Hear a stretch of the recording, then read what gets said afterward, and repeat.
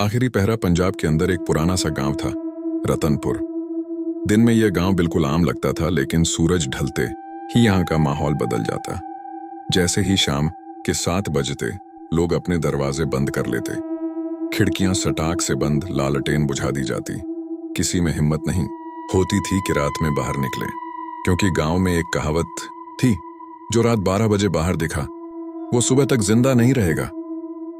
कहते थे कि हर रात ठीक 12 बजे एक भूत गांव में निकलता है, सफेद कपड़ों में, खुले बाल, और उसके पैर जमीन को छूते ही नहीं। वह हर गली से गुजरता, हर घर के सामने रुकता, जैसे किसी को गिन रहा हो। करण की वापसी। इसी गांव में करण नाम का एक लड़का शहर से पढ़ाई करके लौटा था।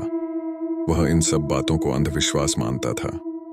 पहली ही रात उसने देखा, उसके घर के सामने भी लोग रात को जल्दी दरवाजे बंद कर रहे थे। करण ने अपने पिता से पूछा, पापा, ये सब क्या ड्रामा है? पिता का चेहरा उतर गया। धीमी आवाज में बोले, बेटा, रात को बाहर मत निकलना, बस हमारी बात मान लेना। लेकिन करण नहीं माना। अगले दिन उसने गांव वालों से पूछा तो किसी ने कहा वो भूत है, किसी ने कहा वो आत्मा है जो सजा देती है, और किसी ने फुसफुसाकर कहा वो अब अगला पहरेदार ढूंढ रहा है। मनहूस रात। उस रात करण ने तय कर लिया, आज मैं खुद देखूंगा कि ये भूत कौन है। घड़ी की सुइयां धीरे धीरे 12 की तरफ बढ़ने लगीं। 11:3। पूरा गांव कब्रिस्तान जैसा शांत। 12 गया। अचानक हवा ठंडी हो गई। पेड़ों के पत्ते बिना हवा के हिलने लगे। तभी करण ने देखा, गली के मोड़ से एक सफेद साया निकल रहा था। लंबे बाल चेहरे को ढंके हुए, शरीर जमीन से थोड़ा ऊपर। करण का दिल जोर जोर से धड़कने लगा, लेकिन फिर भी वह उसके पीछे चल पड़ा। वह साया हर घर के सामने रुकता, दरवाजे को देखता और आगे बढ़ जाता, जैसे किसी का इंतजार हो। श्मशान का सच। गांव के आखिरी छोर पर पहुंचकर वह साया श्मशान के पास रुक गया।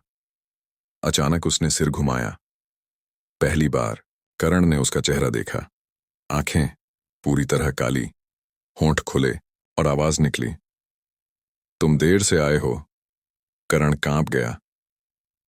कौन हो तुम? भूत ने कहा, मैं वो हूं जो कभी तुम्हारी तरह जिद्दी था। इतना कहते ही जमीन हिलने लगी।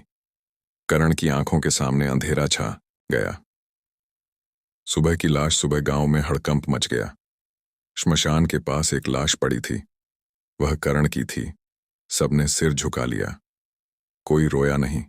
सब जानते थे ये होना ही था। असली ट्विस्ट। लेकिन असली डर तो उस रात शुरू हुआ, ठीक 12 बजे। गांव वालों ने फिर देखा, एक सफेद कपड़ों में साया गांव में घूम रहा था।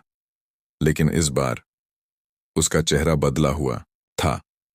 वह चेहरा करण का था। गांव के सबसे बुजुर्ग ने कांपती आवाज में कहा, हर भूत किसी पुराने पहरेदार की जगह लेता है। जो सच जान लेता है वो कभी गांव छोड़ नहीं पाता। उसी रात हवा में एक नई आवाज गूंजी, धीमी, ठंडी।